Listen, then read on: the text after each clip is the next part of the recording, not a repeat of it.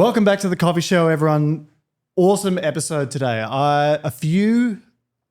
Just over a week and a half ago, the Victorian, so where we are in Australia, so the Victorian regional barista competitions were held, where one of today's guests was the winner of the Brewers Cup category. That is Davy Jones Flood, just over here. So welcome to the coffee show. And we've got none other than Sam Keck from Commonfolk Coffee as well. So thank you both for coming on the program. But why I wanted to bring you guys on here is because I'm getting big into this thing of storytelling with baristas and coffee culture and competitions as well, because I feel like it's just kind of something we do on occasion where we have it in the back shed in, the middle of whoop whoop, and, that's it. We get a winner. Thanks. Send someone to the World Barista Competition, World Brewers Cup, whatever. But I think to grow there's actually a high level of interest, but not many people telling the story. And this is one of the epic stories that you will ever hear in coffee. and I'll paint a picture like this. So, David, when I first saw you and I saw you on stage, I thought to myself, the guy's from North Queensland and he looks like he rescues injured wildlife for a living. I mean that in the nicest possible way. Yeah. So I'm expecting this, thick Australian accent when you start your routine, but it's this beautiful, delicate Irish accent. And then you delivered what was one of the most outstanding routines in a Brewers Cup that I've ever seen.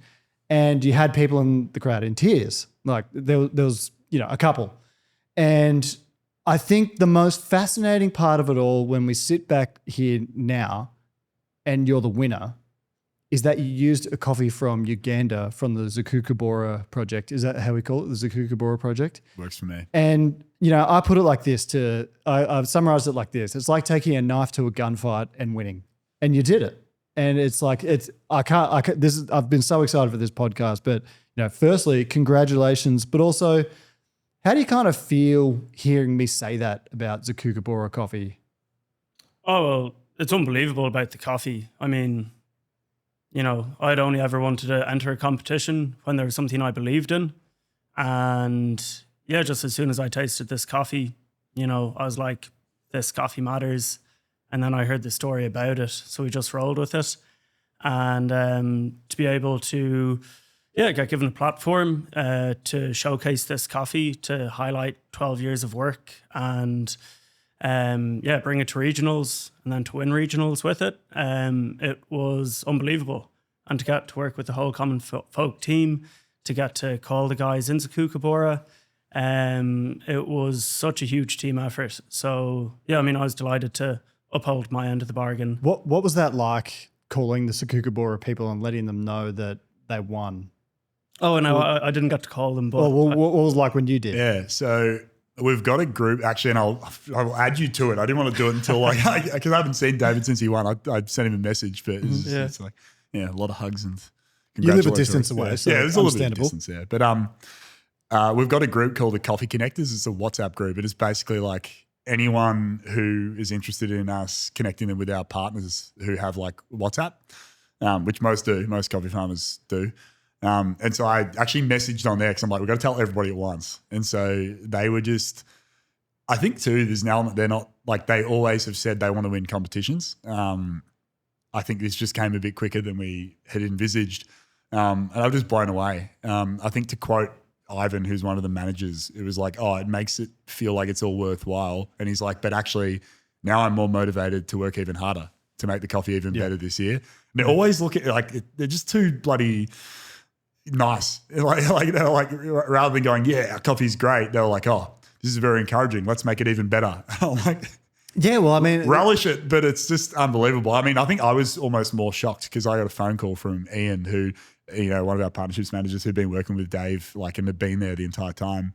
At would have been about 7 p.m. or something on a Sunday, or I don't know. Yeah, I would have told him a bit later. Yeah. And I'm getting a phone call. And I'm thinking, oh no, something bad's happened. Like, he's crashed a car.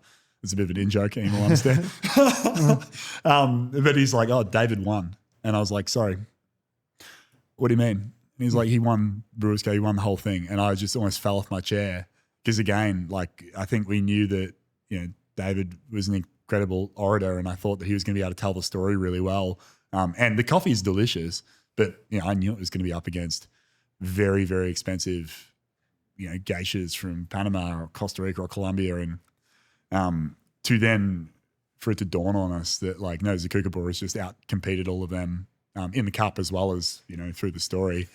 Like I think it hasn't really still sunk in until we start having this chat today. Yeah, like, this is what we hoped for Zukuka. This was, I think I said it last time I chatted to you, was that like one day how good would it be if like Zukuka was so in demand and was such a high quality coffee that we couldn't even think to try and claim all of it for ourselves, and it was just other people desperately wanted it. To paint a picture for those watching or listening at home, it's like, so not only did you win the competition, but the competition itself, the standard is the strongest I've ever seen in a regional competition ever.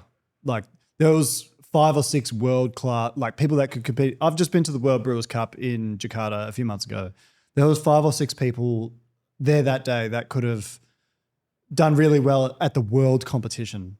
And you came in and just wiped the floor with everyone, really, because I was the MC on the day. So I literally was on stage watching everyone. I got to see the technical aspects, I got to see the brewing, and I got to hear firsthand the speech. So, right out of the gate, there was this other kid called Marcus Tang who I thought did really well. Yeah, he was incredible. But he was, again, a great orator. I think, I haven't seen his score sheets, but maybe his coffee let him down. But then you just came in and, again, I didn't get to taste the coffee, although I'd sure like to. I was quite stunned, to be honest. And both literally and figuratively, it was like a bit of a David versus Goliath battle where, there's people like, and sorry to localize this for those listening abroad, but, people like Devon Long, who's represented Australia at the Worlds before, people like Julian Markovic, who's very much at that level, Fran Lee, if there's anyone else I'm forgetting, like there's really, really strong competition. Yeah. And I think that's what makes this all so much more special. One, for your personal self, but the impact this could have on people at Zukukubora, because those people are using these Panama geishas, the knife in a gunfight. They're using the Panama geisha, the best of the best coffee globally, coffees that people pay thousands of dollars a kilo for now. And here you are using Zukukubora, which is, it's just not recognized as that at the moment, but it's obviously clearly every bit as good and as capable of being up there in the future. Like you doing what you've done, making that choice and delivering like you did, I think this is just incredible. And, everyone who's like in the aftermath of the competition, that's been the reaction. Cool. Great. Made a very few worlds. Yeah. So what was your instant emotion like when you first won, when we were announced the winner? Because did you hear second or did you hear third and second? And was there a part of you that's like, oh, it's disappointing knowing some of the other people that were there? Or yeah, I mean, I didn't get a chance to see Alex's routine. I had seen Louis' routine, and he blew me away. And he kind of that sowed a few seeds of doubt in me because he was so precise, so clinical, incredible presentation, attention to detail, customer service. His coffee sounded out of this world. Lost Origin, geisha blended with a washed geisha. So when I heard him called out second, I was like, wow, he's second. So then Jeez, whoever won must be bloody brilliant. Well, yeah, I started looking around to see who was it that, and then they called my name, and it was just unbelievable. It felt very nice, but I was very shocked, because just first time competing, as you said, seeing some of those names up there, that's a lot of what motivated me, knowing that I was going up against people like that, and how prepared I'd have to be, and everything was brand new, and having to learn a number of new skill sets from scratch, and then to bring them up to the highest standard possible, and then to bring them all together. That's a new skill in itself. It was bedlam. So I just, very simply, I just knew that if this was my first time I wanted to give it everything to see what that felt like and to see what that would result in. So, I mean, it's quite reassuring to see what it does result in. What's everything? Like what? We had 6 weeks from when we got the coffee. So 6 weeks of daily training, finished. But what is training like? I'm not like, what's everything? Like what does that look like?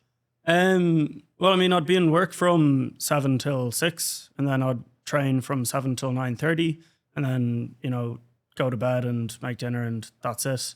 Training all day on my days off. That could be like 8-9 hours. So you really put in that much? Yeah, I mean, yeah. the results show, but like, Yeah, I love coffee. And I'm really driven by passion, and this was just what I was locked into.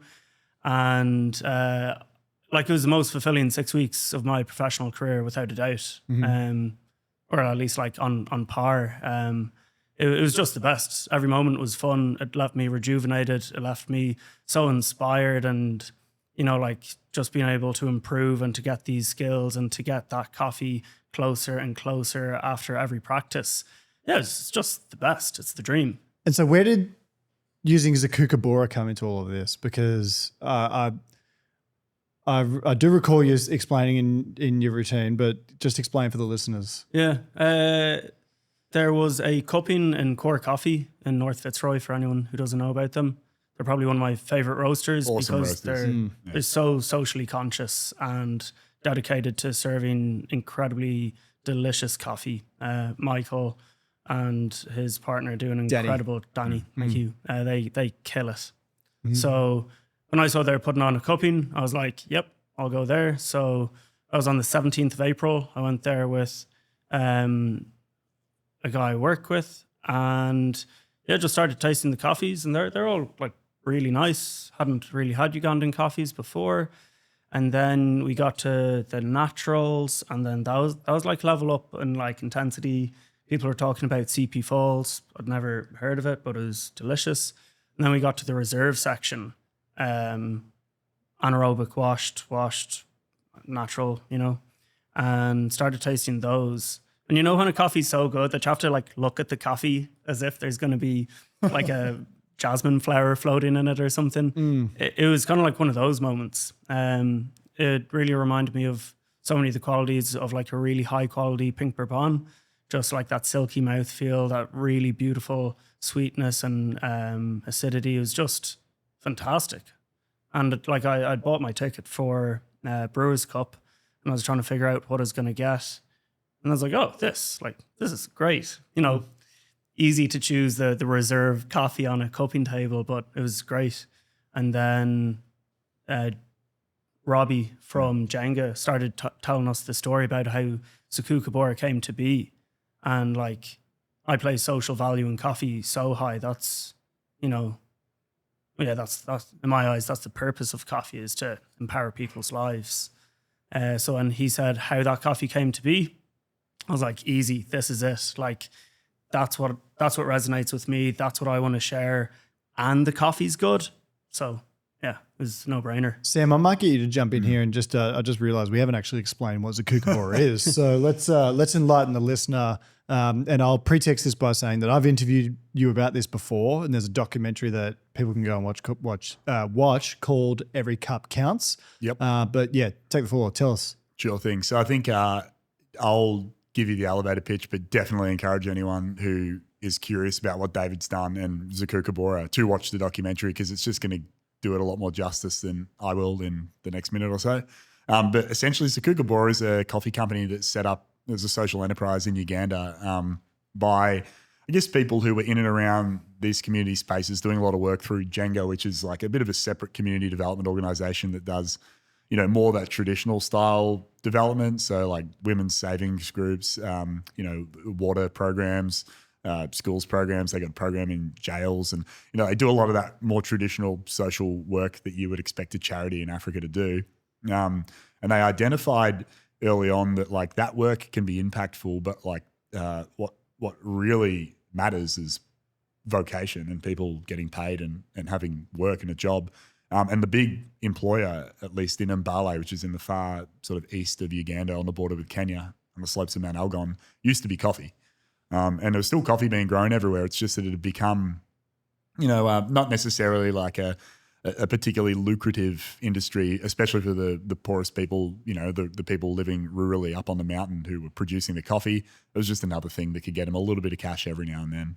It wasn't taken seriously. And so this project was identified. At this stage, Commonfolk had been putting aside 20 cents from every cup of coffee we brew and every kilo we roast into like this little kitty, which was quite a modest kitty when we started because it was just a small little cafe in a shed in Mornington that roasted coffee.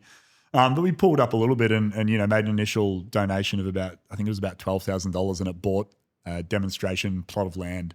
The idea would be that the farmers could come along and see how specialty coffee would be produced, and then maybe consider doing that for themselves to fetch a higher price. And very quickly it became evident that they could do that, and the knowledge hadn't disappeared, but instead they really needed a market to then sell that. And it was like, they were going to produce this really great coffee and they'd just be selling it back to the people who, were previously buying it for poor prices. Anyway, fast forward, the next harvest, and, they produced a commercial lot of coffee with Zukukubora paying, being the producer and paying farmers cash on delivery of their cherry, which is unheard of. And it was okay coffee. I was slightly unimpressed. But there was an acknowledgement that's like, oh, we can do something with this. And so we kept, making kind of like donations towards trying to expand that through the charity. And we also then committed from a commercial perspective to be their first customer. So we bought 4 ton, I think was their first official commercial harvest. We bought all of it and it was pretty good. Like we're talking sort of mid to low 80s. And I was like, okay, there's something in this. And then year after year after year, they continued to improve their coffee and expand their footprint into other communities along the mountain. How much coffee do they produce year out now? So this year they're aiming to do 5 containers. That's about 100 tons of coffee, which is like, if you think about that compared to, I mean, even before we did the 4 ton, it was like 200 kilos they managed to kind of put together. Is crazy. But the best part about it is that the price that the farmers have been receiving, even with obviously the record prices in coffee, the last sort of, 6 to 12 months has been, double what they were getting way back in, kind of 2015 when it all kicked off. But the quality of the coffee is truly exceptional. And we're starting to see, coffees that are competition worthy, but also competition winning worthy be produced. And that's where we find ourselves. Like, I think we're at the precipice of, like a new dawn in Ugandan coffee. In a lot of ways it's on the back of, the hard work and the capacity of these producers like Zukukubora. But then also I think the next part of it is, people like David who are, kind of come along and tell the story, but then also show that the coffee's, it's a gunfight killer. It's this big ass machete. Cut the barrels of all those shotguns. Just had that need for speed. Well, I was reading an article this morning, sort of researching a little bit before this, and it's written in Coffee Intelligence by Sarah Charles. So credit to her. Uganda is betting on coffee and is now Africa's top coffee exporter. So they've overtaken Ethiopia as the number one. You'd be like the 10th person who sent that to me this week. But it's good. It's incredible, and I think there's one other example of someone doing excellent quality coffee out of Uganda, and that's I think it's the Mzungu project by Gardeli Coffee Roasters, and that's in Sipi, So like it's good to see that there's more, and obviously I think it's one thing to use it in like a milk coffee, but to use it in a brewer's, like it's just it's just the highest way to appreciate that coffee if you ask the typical specialty coffee drinker, right? Yep. So yeah, very incredible. Did you have anyone urge you not to use it? Like, was anyone like, oh, this is a bad idea? Yeah, to be honest, no. I mean, the whole time it was just my coach, Emiline, when I was going over to taste it, was just having a clear idea of it doesn't matter if you like it or if it's nice. Is it a competition coffee? Will it is it well balanced? Will it score well across these 6 areas? In my opinion, it was. So I went with the one that I thought was most appropriate, and it was very appropriate. Yeah. There's one kind of there's a precedent for barista competition. I guess, in what you're doing. And that's there's a lady called Jay Jennings who is she came second in the Australian Barista Championship using Rwandan coffee. Cool. And like beat out some big names as well, and very narrowly missed out. And I think I recall her saying that she had a lot of people saying, look, just use like a Colombian coffee or a Panamanian coffee and you'll win. Like your chances are very high. And she just refused. And, obviously it got a very good result, but she could have gone to the world. A lot of people say, oh, maybe you could have gone to the world. I think I tried one of her coffees. It was absolutely outstanding. But I came into where you're working, St. David, the other day and had a chat, and you've made it pretty clear that you intend to use the same coffee for nationals, yeah? Yeah, I do. Absolutely. Success shouldn't change your principles or integrity. So same coffee, same message. And I'm so excited at the prospect of, bringing Zukukubora to nationals and seeing what we can do now that everything's opened up. So in your routine, you say coffee is an effective and delicious tool for social innovation. So what is social innovation and why do you promote it? Yeah, this only came to me maybe like 2 weeks before the competition, that a lot of what I was promoting and valuing was the social impact of this coffee. And unfortunately, I think that the industry, and then I guess I just reckon the judges would reflect the industry, is that technical innovation is what's valued. You know, your Mosto ferments, whatever water you're using, waved technology, like all this cool stuff and like cool machines that are like shiny and lovely. But, I valued the social impact of it. So I couldn't just let the judges come to that decision on their own. I had to explicitly tell them that this coffee is innovative through its social impact. So that's how I came to that. What was the rest of the question? Sorry. Oh, no, I think you answered it. Answered it all, but yeah. Oh, and sorry, because it's a effective tool for it. So, I mean, at the end of the day, coffee is a colonial industry that's rooted in slavery and exploitation. That's how the industry is founded.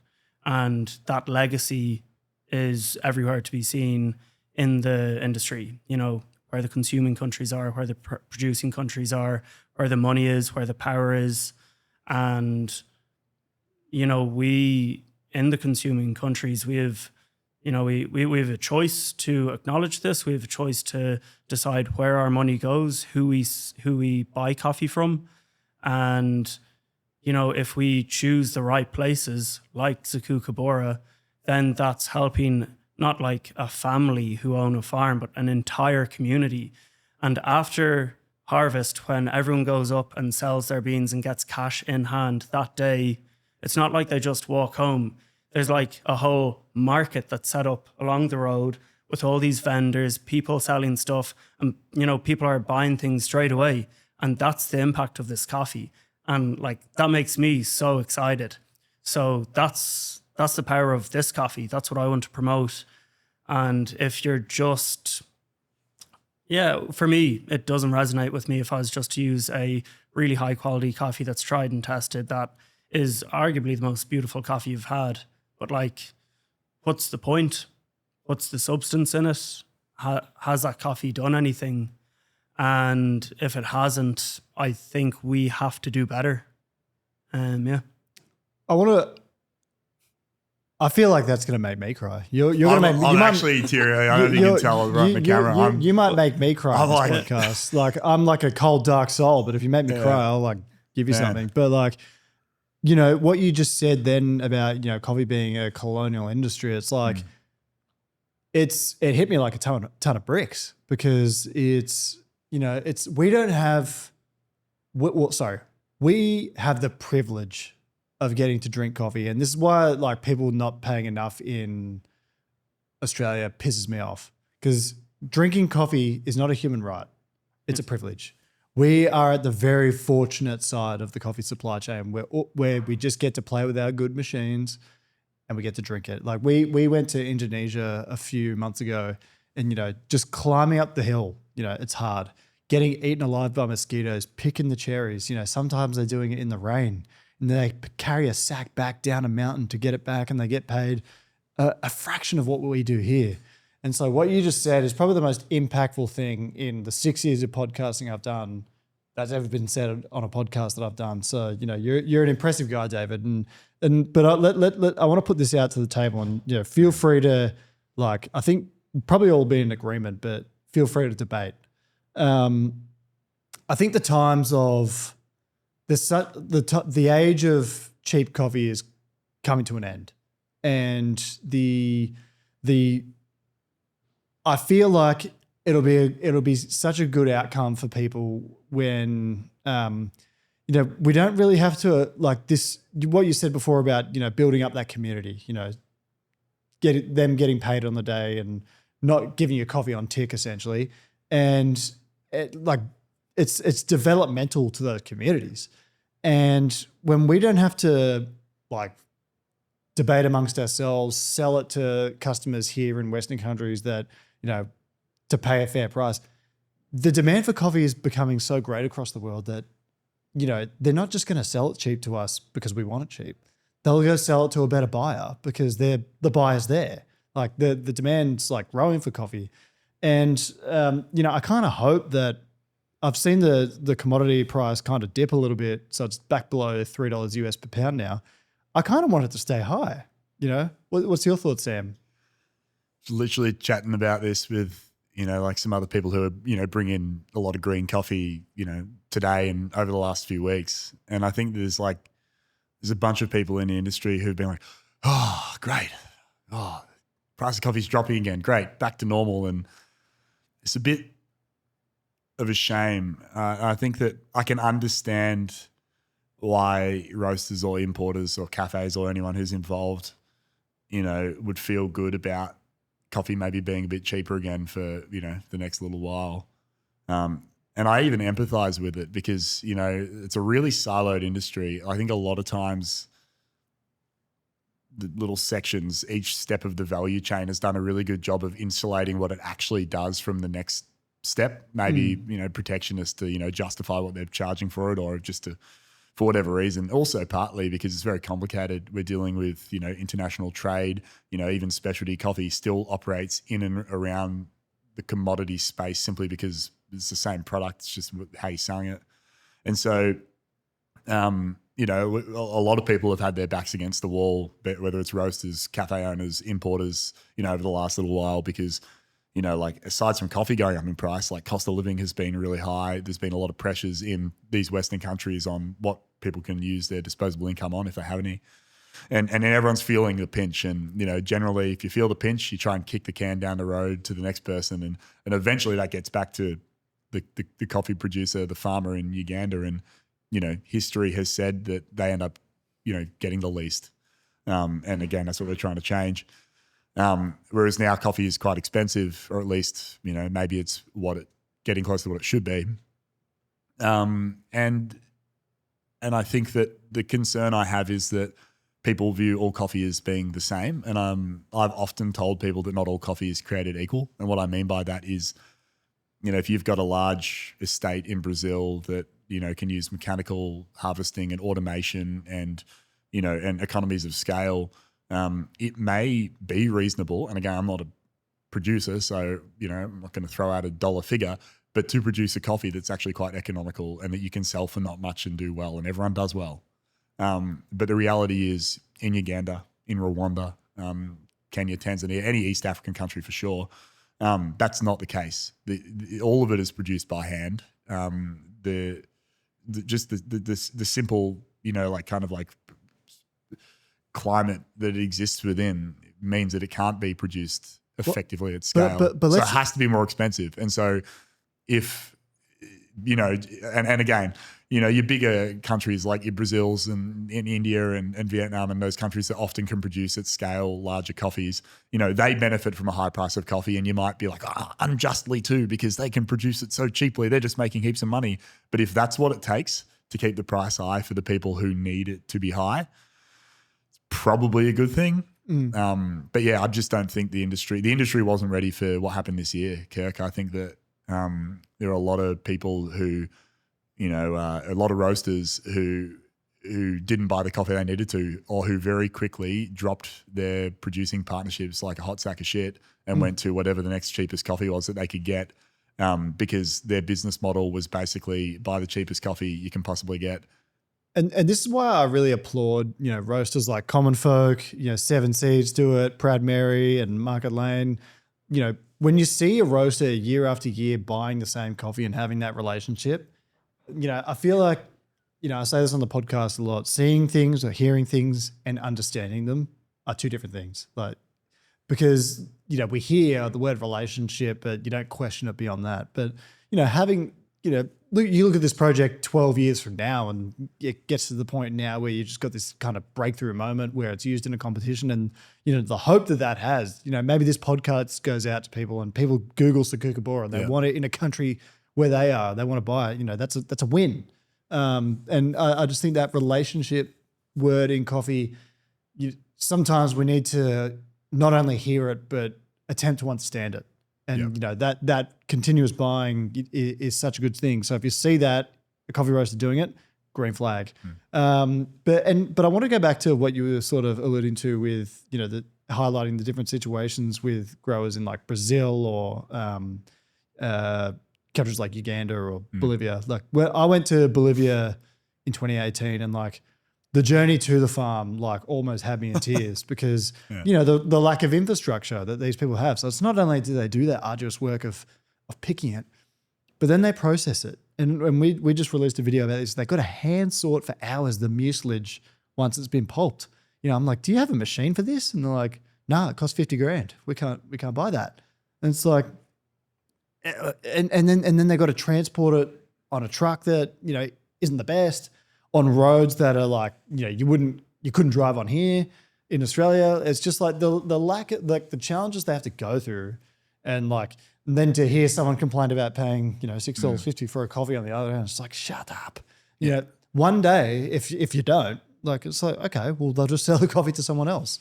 I feel like we're not too far away from getting to that.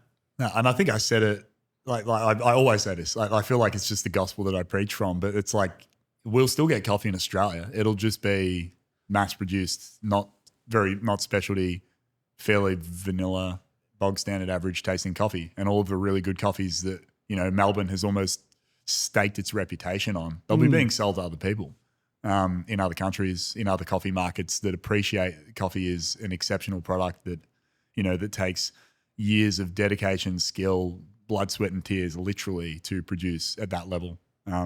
And that would be such a shame. Like, can you imagine if we couldn't be having this conversation because, the only coffee that David could have chosen was, like, I don't know, like a regional Brazilian, like pulp natural, which, and again, there's nothing wrong with those coffees, but like, that might be the only coffees we're buying in Australia if, this is what we insist upon as a market. The another line from your routine, David, this is the true essence of specialty coffee. It's about people, community, and bonding over a special cup of coffee.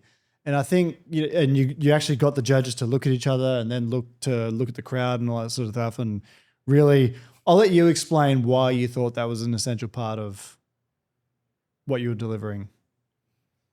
Yeah. Again, that kind of came later in it all. Initially, it was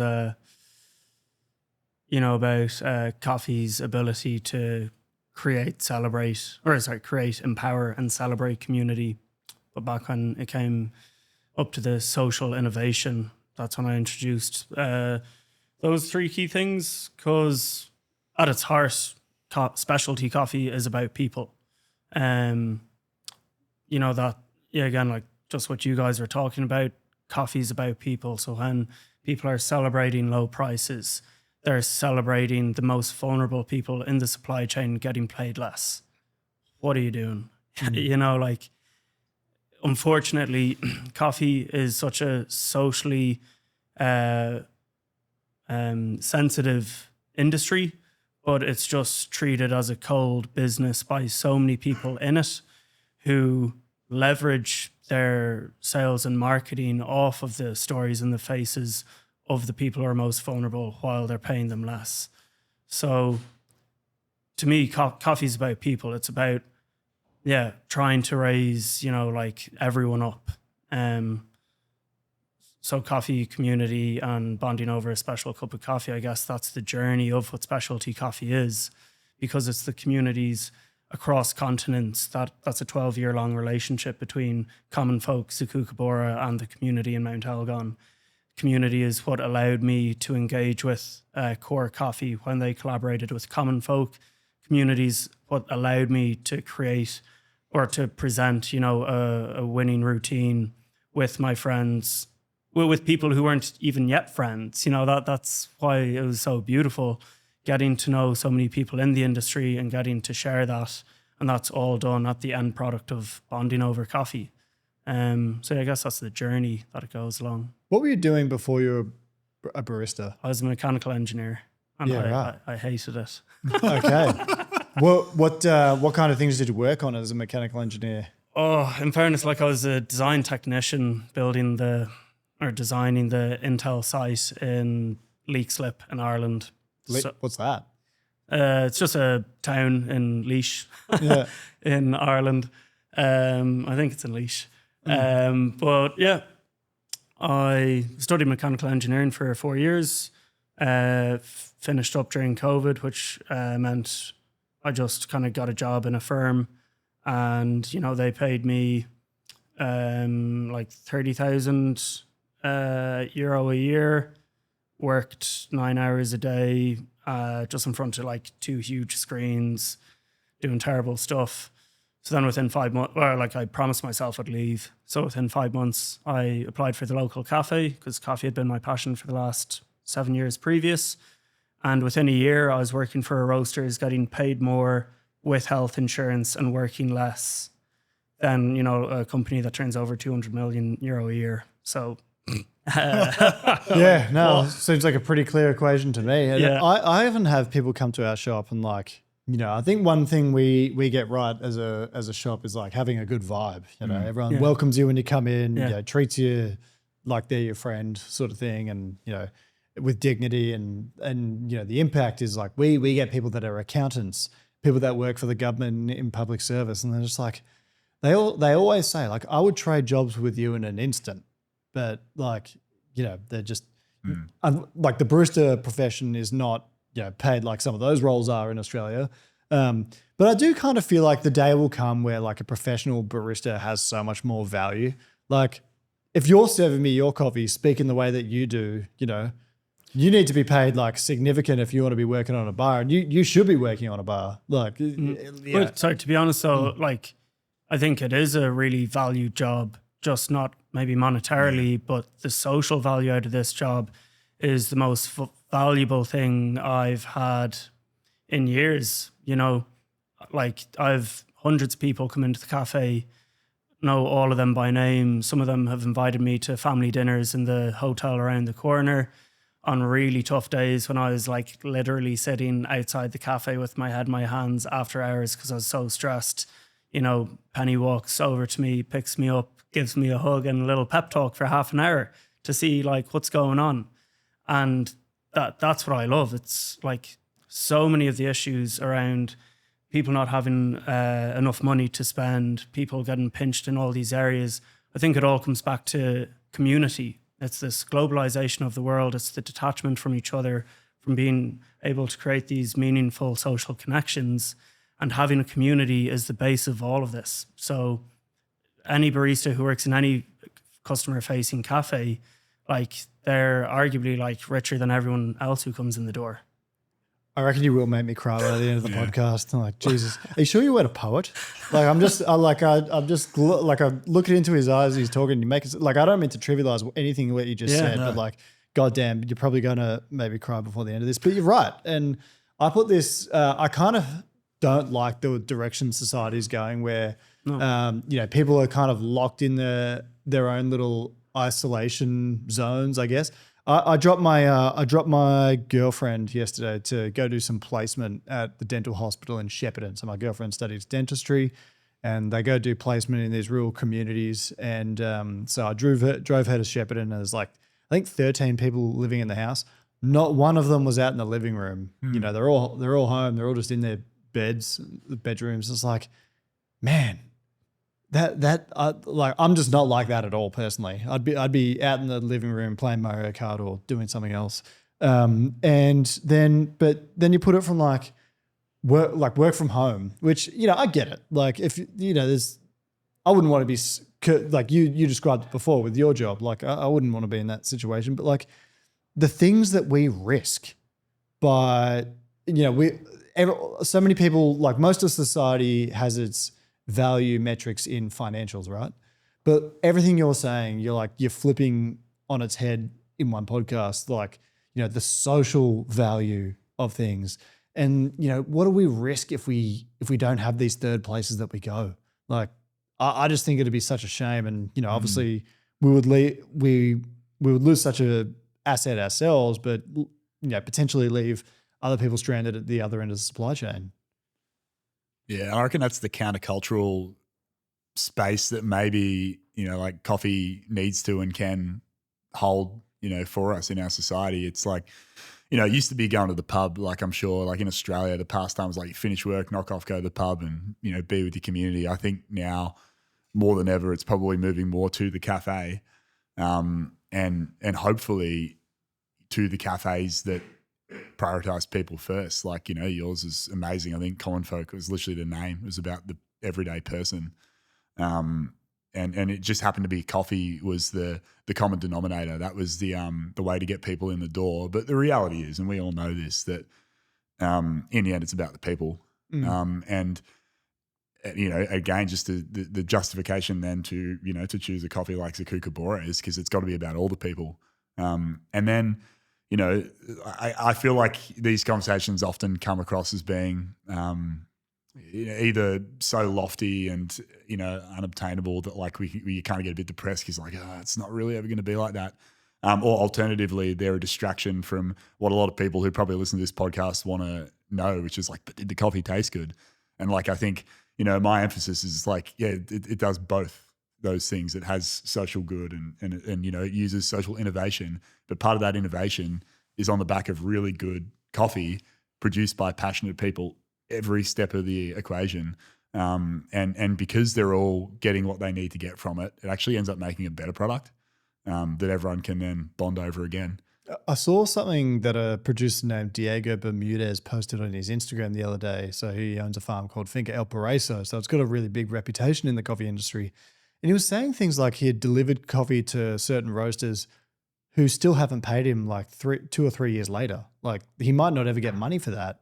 And it just, I wouldn't be able to live with myself doing that. Like I don't know how other people do. Like, you know, the system should work off paying people, and you know, and like it's already like a difficult enough proposition for a lot of coffee producers rather, because they have to effectively, you know, ship you the coffee and not get paid for it. You know, can you imagine getting one paycheck for the entire year? Like most people in the Western world couldn't do that. They couldn't function like that. It'd all be gone in like a month or two.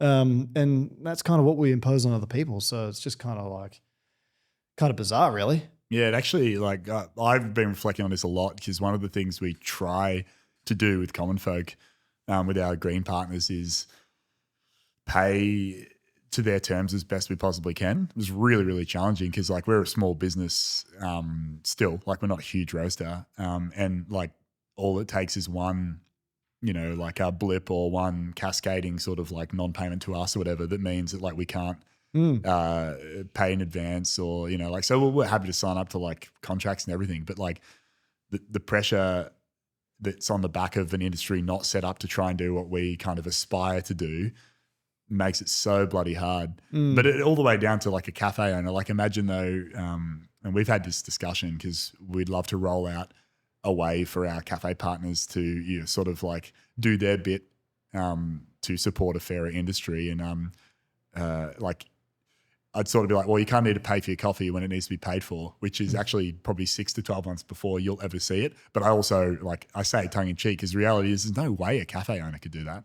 Oh, no. Like you know, they'd be lucky to make, you know, like 5% profit Yeah. now. So it's a real challenge. And I think that on the media loves, like a fairly simple clickbait narrative, for whatever it is. But our industry is so complex, and even literally just hospitality, parking the coffee thing there, the general public's understanding of the costs of running it is very limited. And in a way, why should they know in more detail? Like, it's not their business. But it is a bit of a shame when, I sort of, see comments in the bottom of like a bloody News Limited article where people are like, every cafe owner I know is driving around in a new car every year. And I'm like, really? Show me them. I know a lot of cafe owners, and I don't know any of them have a new car. Yeah, no, it's and I know a lot of baristas, but I don't know many of them who have a car at all. So yeah, well, it kind of has to work eventually for everyone to feel like they're winning. It has to work on both ends, right? Yeah. Like in Australia, I think people, in maybe some other Western countries too, like there's just kind of tough economic circumstances right now. It's probably like one of the biggest issues we have as an industry on this side. And it's like, people can't afford to go out as much and drink as much. And that's why coffee shops are kind of hurting here. Social media, I've got a question for both of you. Did you think that cafe culture was better before like the TikTok era? Because I was thinking about this the other day. I see so many people out there giving ratings for things. They'll go somewhere and they give it like a 5 or an 8.4 or something like that. And it's just like, oh man, what qualifies you to say that? Like you're just some random on TikTok, and it's like not like all these people are chefs and stuff, but like it makes me think, like, was the cafe culture better before this era? I'd say it was a simpler time. Those were the days. Yeah, because you get a recommendation and you wouldn't be sure if it was the place, and then you'd pop in, and then from the moment you set foot inside that place, that's all of your experience. And I thought that was really nice, and then you get to know them. But now it's a bit more loaded. You'll probably know the 2 or 3 signature drinks they do. You probably recognize the layout of the cafe. You're disappointed because that bun that they have in their Instagram isn't on. So you've walked in and now you're already let down instead of just in awe of everything.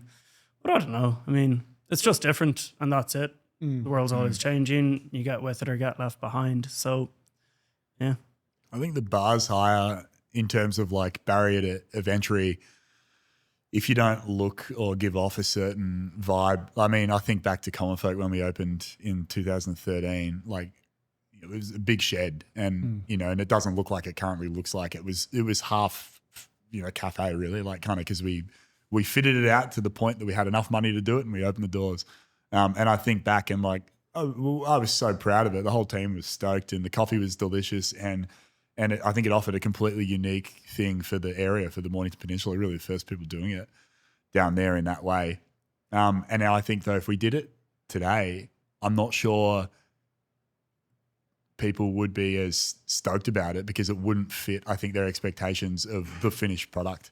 And, because you haven't got a matcha cream foam or something. Yeah, or that. Yeah. And even just like it wasn't super refined finish. It was literally in a big shed. And I just think kind of gone are the days of the backstreet Melbourne sort of like sit on milk crates, like kind of pull together, with, like kind of string and masking tape and bloody cable ties kind of vibe place, because the expectation is it's got to look good on TikTok, or you need to have a signature drink, or you need to have a celebrity barista like David Flood is now, like leading the charge. And I think, like you said, it's just different. I don't know if it's bad, but I do worry that maybe that would stymie innovation, that, that we're not going to see. But then maybe what it's going to do is just create a whole new type of innovation that, me as an old man who yells at clouds just doesn't understand. Yeah. I don't know. Maybe it's us, Kirk. Maybe we're wrong. Maybe it is. Maybe it is us. The world be changing. But I want to talk a little bit about your coach, Emiline. So very special woman. Incredible. And the reason she's not here now is because I'm got a podcast coming for her itself. So you'll all get to tune into that one. But what was it like working with her, and kind of like walk us through that whole process of what it was like and having her by your side. Is her name pronounced Giroux? Emiline Giroux. I believe so, yeah. Yeah. So, but what was it like working with her? Oh, just phenomenal. I mean, yeah, she's just incredible. And it was such a treat to get to learn from her, to get to hang out with her, to get to know her, become friends. It was, yeah, just from the moment we started working together, from before we started working together, we met each other at a competition. We stayed in touch because we were talking about sensory stuff. I was looking to kind of create a little course, and straight away she was really forthcoming, being like, if you want to meet up and talk about sensory, that's my background. So we did. And then, 6 weeks before the comp, we were chatting and she was saying how no one ever asks her to be a coach. So I took the hint and I asked her to be my coach. I didn't know if she'd want to like coach me. But from then we just set out a plan. And, we just gave, she gave me so much time. Also didn't want to take up all of her time, because it's not like she was competing. But, sorry, I don't know, I'm kind of trying to collect my thoughts. Just her knowledge and her morals and ethics and perspective on the industry was so inspiring to be around for the 6 weeks. And, she gave me so much confidence and reassurance and guidance, because it was very firmly like, this is your competition, you're doing this, they're your decisions. But when it really mattered, she'd keep me within the lane, which was great. And yeah, she was so dedicated with the speech, like looking to the crowd. That was Emiline. Ooh. All the little bits of gold in there, they were Emiline. And like even on the day, a few little things that we kind of came up with on the fly that we think had a huge impact. Again, Emiline. So, I just feel so lucky to have her as a friend and in my corner, and so excited to do this next run for nationals. She is incredible, and I think something you mentioned there about how she kind of interacted with your routine is like the art of speech writing in a competition. And I was heavily involved with Alex, who competed in the same competition with you, and is thankfully progressing. But when you're writing it, it's like, and this is a good actually tip or value or resource for anyone that's listening to this who might want to do a barista competition or brewers routine themselves in the future. Like, everything kind of has to relate back to your whole theme. So you have a theme when you do these things, and everything you do and say kind of has to relate back to it in a way. And you need to be disciplined in keeping yourself within that parameter. And I find this all the time. It's like we were discussing for Alex before, can we help him? Can we use this machine on stage? Well, maybe, but like, does it relate to what he's doing? And it's like, you kind of got to, I don't know, you got to be so disciplined with doing those sorts of things and sticking to what you did. But obviously you did a great job. Yeah. You need to be so precise. And does it improve the coffee? Does it improve the customer experience? And a lot of that, like, you don't know what you don't know. So that's the value in having an experienced coach who's also been a judge and is a Q grader. Like, that's a golden ticket there. What I found interesting about this whole competition was that it was basically they changed the format this year to make it a bit more approachable.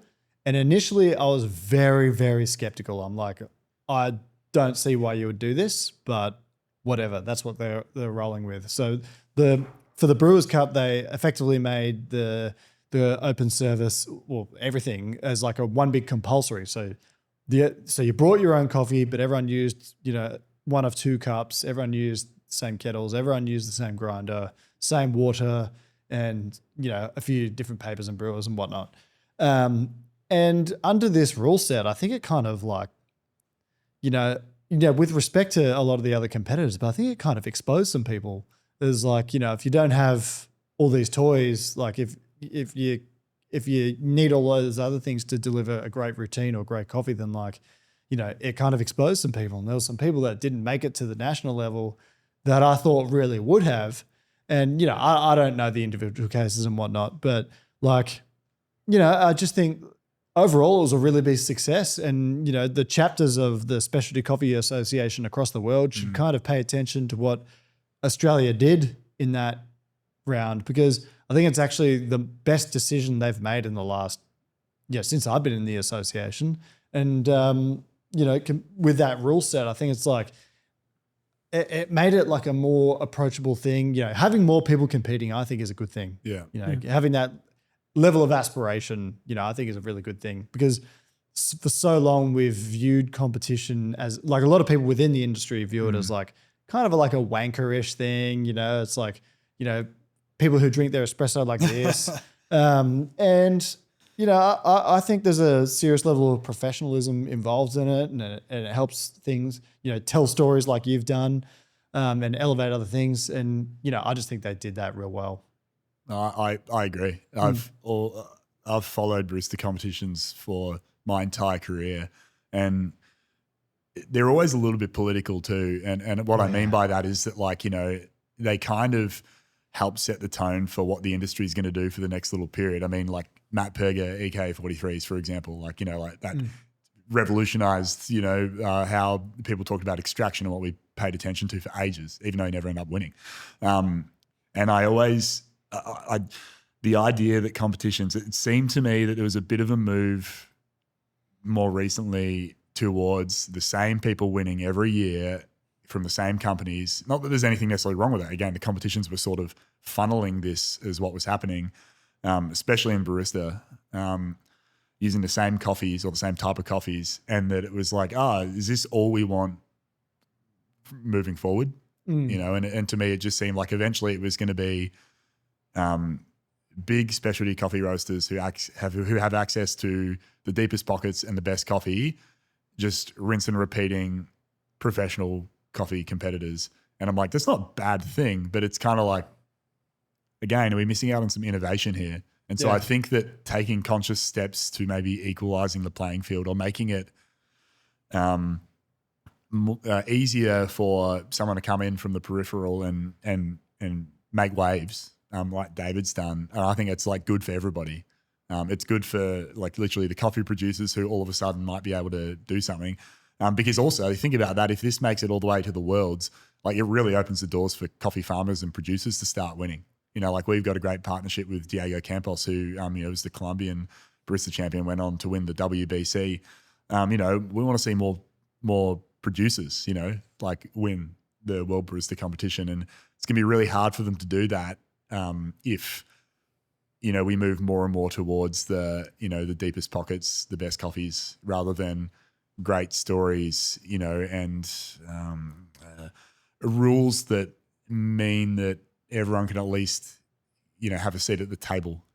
There's shake things up, What you said about, there's two things that I don't think I'll ever forget from this podcast that you said. And that's one is what you said about the colonial nature of how the coffee industry began, but also like what you said about valuing the social innovation.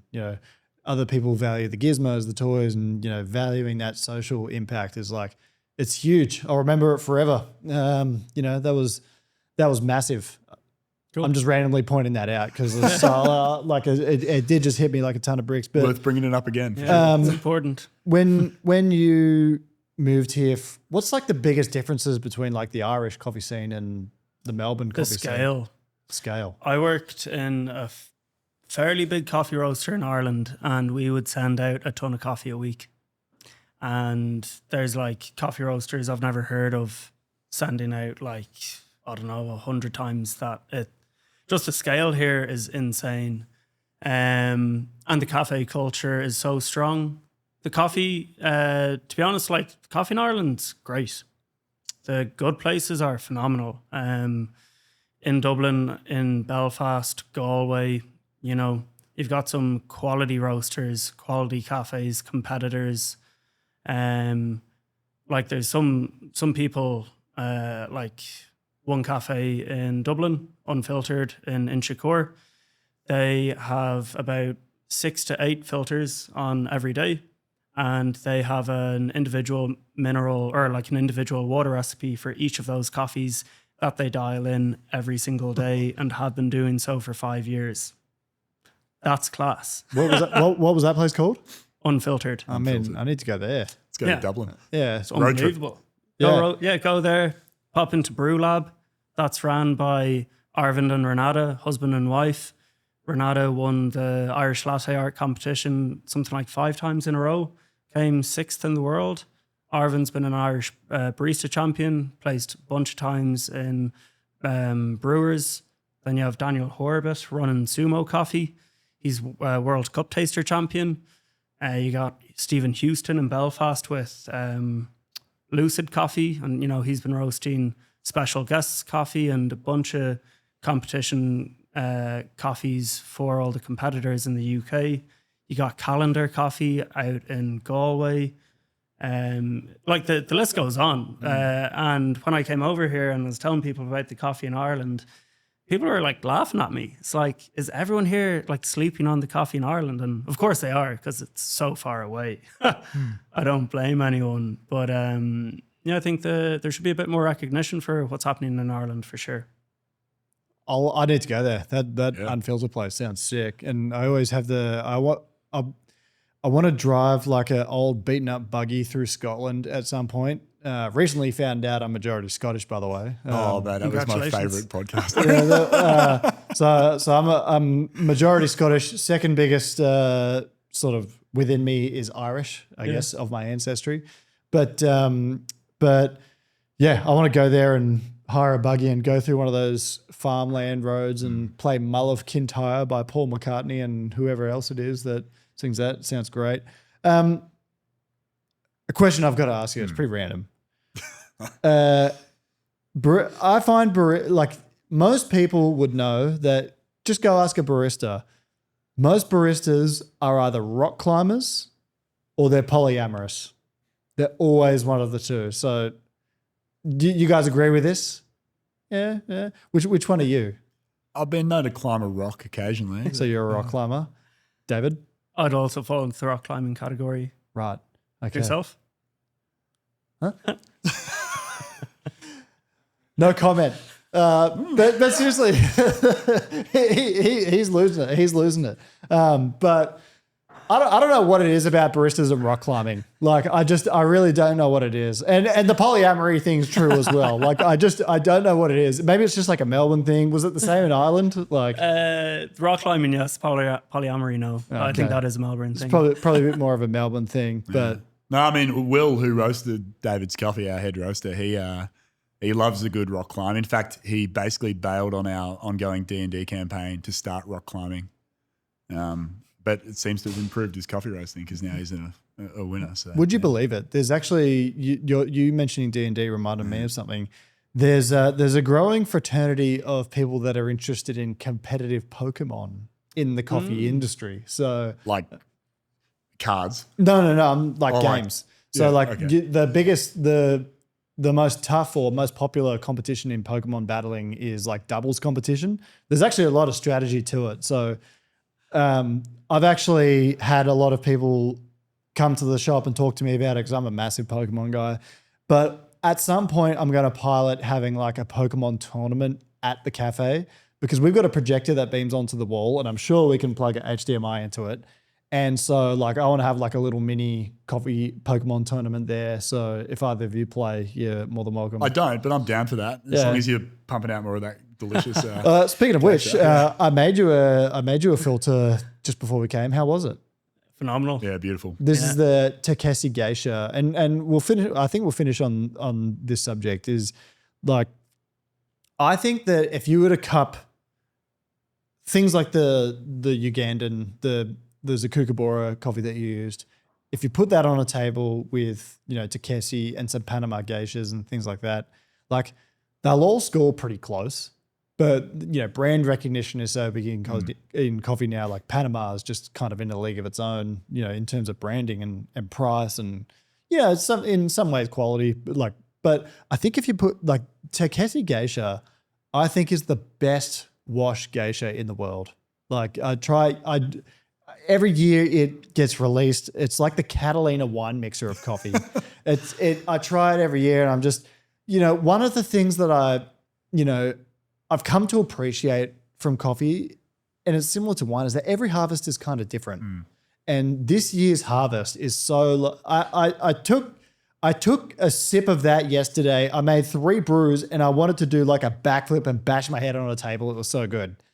I didn't do that, but it was like, it's so good. It's so good. And, you know, I just think like, it kind of got me thinking all these crazy ideas. Like, what if we had like a mega cup of excellence? I know some people would be against it for like a global one. Like a global one. Like the winner of each cup of excellence actually faced off in a global cup of excellence. Knockout tournament. Yeah, but like I'm down for that. well, this year, I mean, the best of Panama scored 98 points, so maybe that'll win. But like, I don't know. Could you get a Takeshi Geisha winning? Could you get like a Zukukubora doing a lot better than people think and like blindly cupping it? Because one thing that's come out recently about the Q grading system changing is that like, which I like being able to quantify how good something is. So like in that sense, I like the existing system, but I also like the thought of like, well, we need to detach from a number because it kind of doesn't allow this coffee's true value to shine. So under the new system where you could say, where they're theorizing this is kind of be how it operates, is that, you know, you give a coffee this description in flavor and quality, and then someone without saying a number or where it's from can kind of just be like, that's the coffee I like. And, you know, that's where a coffee like this might actually have more success. Whereas if you rely on, all right, well, this is a Uganda coffee that scored 89 points, like its value is not truly appreciated. Yeah. Whereas if like a Jansen Geisha that scores 89 will probably fetch like 10 times the price. So, I mean, agree, disagree? No, completely agree. And I mean, again, we felt like that's been Commonfolk's responsibility for Zukukubora, you know, through, you know, producing the documentary all the way through to like, you know, being so stoked that David wanted to use this coffee to compete with. And then, you know, like feeling justified when he went on to win. But yeah, like we just want to share the coffee. And it's funny, it's both like I kind of look at it and go, oh, I'm a bit jealous that like, you know, like there are certain coffees that have like a brand that kind of net them better prices. But then if we can do the same thing for Zukuka, then that can be in our favor too, or in the farmer's favor. So, and we've got a bit of it, like a bit of green, you know, theoretically available too. So I think one thing that we'll often have like customers who want to drink it, that we've roasted it, but a lot of roasters are like, oh, can I get some? And I can tell you this, you can't have David's coffee. No. Firstly, there's only one bag of it and we'll put that aside. Yeah. But we have, it's pretty fresh. It's just landed about a month ago. Yeah. So there is some there, I think, as well. And if you want to pay 10 times the price of what you normally would for it, we'll make sure that gets back to where it needs to be. So yeah. I love that. You mentioned to me the other day that you're going to actually do some pop-ups serving the coffee that you used. Yeah. So by the time this is released, hopefully that some of those will be coming around. Yeah. Your handle is Irish Coffee on Instagram. That's it. I would like to submit an application that it becomes Davy Jones, big time Pirates of the Caribbean fan. Before we conclude, I want to get an answer from both of you. You're for the Global Cup of Excellence, or yay or nay? No, I'm for it. It sounds like the kind of thing I'd be interested in. Yep. You're for it? Yeah. In theory. Battle Royale. Yeah. I want to see I want to make sure it was fair and, you know, equal playing ground. But yeah. Yeah. David, we're about to wrap up the podcast. What's the final thing you want to say to people? You know, speaking about everything that we've spoken about, what do you want people who have gone all the way through this podcast, listen to the end, what do you want to conclude with? What do you want to leave them with? Thank you. The theme of the whole last 6 weeks was community, and it had me think a lot about the coffee community. A lot of industries don't refer to themselves as communities, so I think coffee is unique like that. And in my eyes, a community is a group of people who look after those who are most vulnerable. And at the moment, the most vulnerable people in the coffee community are the people of Palestine, who have had genocide waged on them for over 70 years now. And I would call on the whole community of Melbourne and the world to come together and to boycott, divest and sanction all Zionist companies, whether that's cafes, roasters, oat milk companies, for as long as they're occupying illegal land in Palestine. Well, you said it well. And I think on that, the level of suffering that goes on for people there, and it's like, you know, that needs to end, you know, and I do understand that people come to coffee as a place of kind of release. You know, we can't, you know, paint the whole industry with every one of the world's problems, obviously, that we can't solve all of them. But with this, it's like you could choose where you spend your well, money. you can choose where you spend That's your money. our vote that we make every day for the kind of world we want to live in. And if we send our money to companies who support Zionism, then that's the kind of world we'll live in. And one thing I like on that whole conflict, you know, I try and keep this podcast mostly about coffee. You know, Yep.